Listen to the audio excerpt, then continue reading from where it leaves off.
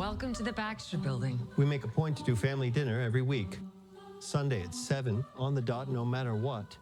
We're all here. Herbie, how's that sauce coming? Yeah, I'll be the judge of that. Okay. Okay, is this guy good or what? I want to add a couple cloves of garlic. Not because it's not delicious, I just want to add a little bit of zip, okay? T-5. Before we went up the first time, you couldn't turn invisible. Ben wasn't a rock. The best pilot in the world right here. Yeah. Best looking, he means. And Johnny never caught fire. Ben has always been a rock. Johnny is Johnny. Hi. And I am right here. Whatever life throws at us, we'll face it together.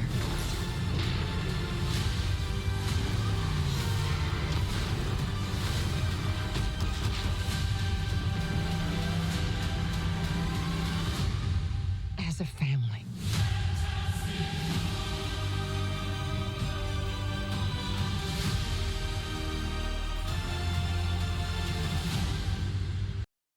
Good afternoon, everyone. This is Read the Room Productions podcast episode 4, and today I am going to be talking about all the news and latest stories that I got for the movie industry, including the trailer you just watched for Fantastic Four. So I'm going to talk about, Fantastic Four. We're going to talk about The Weeknd's new movie, Hurry Up, and we are going to talk about Megan 2.0.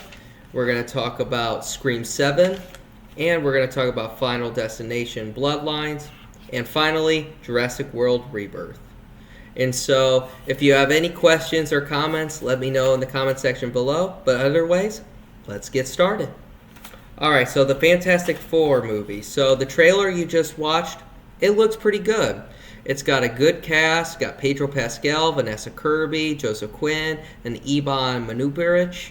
I mean, those are really solid actors, and I like that the storyline's set in the 60s. I like that they made The Thing look comic book accurate, and I think it's got a really good story that it's going to hopefully take place like after when it gets to the Avengers Doomsday, which, it's going to set up Dr. Doom, Robert Downey Jr.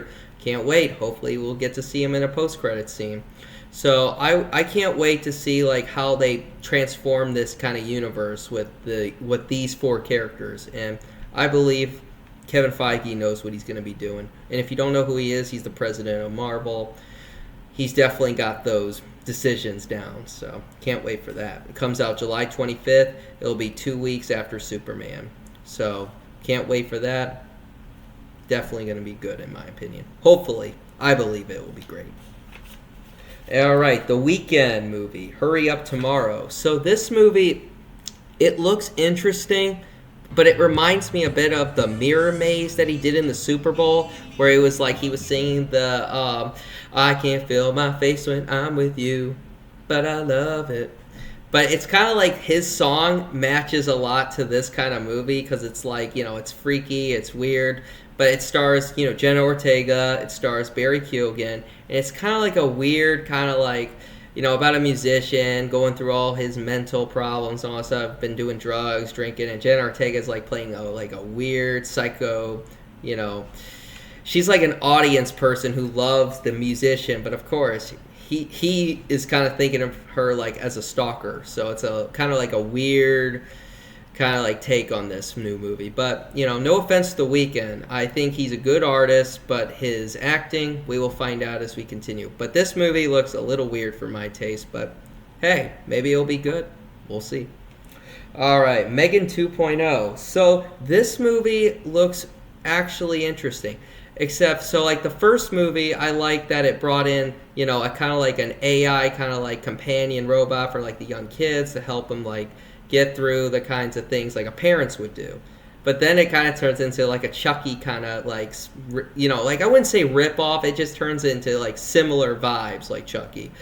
But like there's a lot of like things that a doll can do that a parent can't do, and then it kind of turns into like craziness. And I thought it was not bad of a movie, but to like thriller and horror fans, I definitely recommend you see that. For people who are not, well, I don't recommend that. But 2.0 looks interesting. It's kind of like a Terminator vibe is what I'm hearing the plot is going to be about, and it's similar to like saying like, oh, the villain of the first one now becomes the good guy. That's like going Terminator 2 Judgment Day. So we'll see how that goes. I think maybe it'll be interesting, but I'm not going to keep my hopes up. I'm just going to say whatever happens, happens. Go in with no expectations. All right, we have Scream 7. So I can't wait to talk to you about this. So this movie, it's going to bring back some of the two villains from the Scream 1 and Scream 3. So let's start with Scream 3's villain, Roman Bridges, who is, if you haven't seen the movie, you definitely got to see this.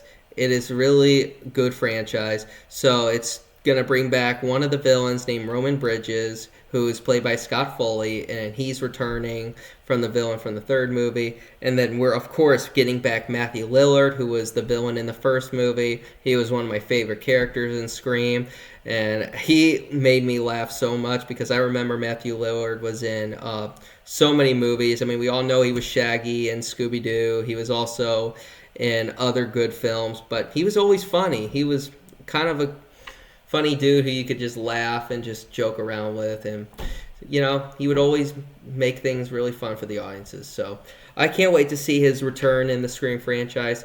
Hopefully he's going to do a great job. All right, moving on. We got Final Destination Bloodline. So it's been over a decade since the fifth Final Destination that came out in 2011, I believe.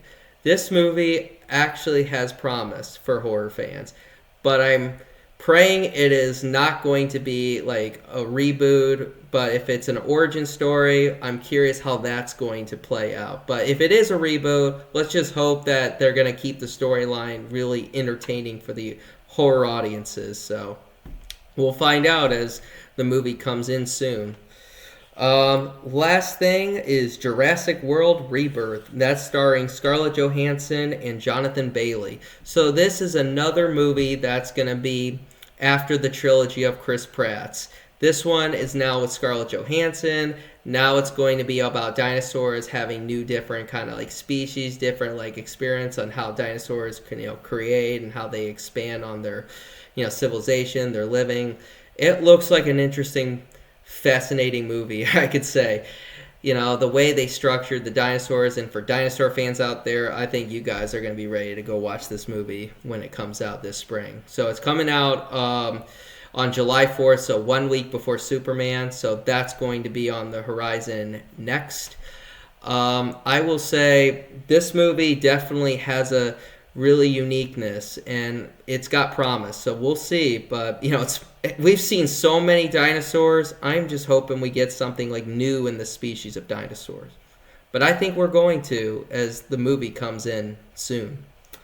All right, so thank you so much, guys. This has been Read the Room Productions episode 4 podcast, and so I'm going to talk now about the new movies coming out this weekend, for which movies you are interested in seeing. So for horror fans, we got Hard Eyes, and for rom-com fans, we got Love Hurts.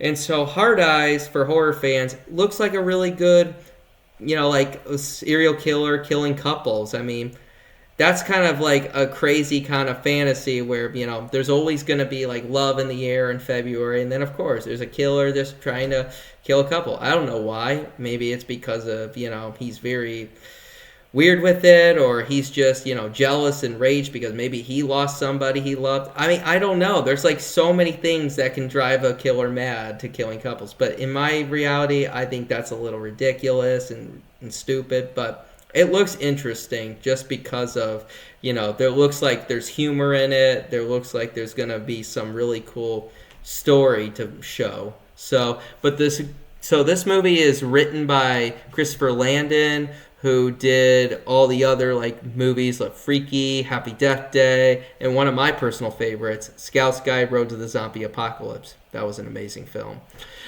But this movie, like in particular, it looks really good. And the director, I've never heard of him, but I've heard, he's going to do some really cool stuff with the way that it's shot and filmed. And it's starring really good actors. I heard Devon Sawa from Final Destination is in it, including Jordana Brewster, who is also in the Fast and the Furious franchise, for all you action stars out there.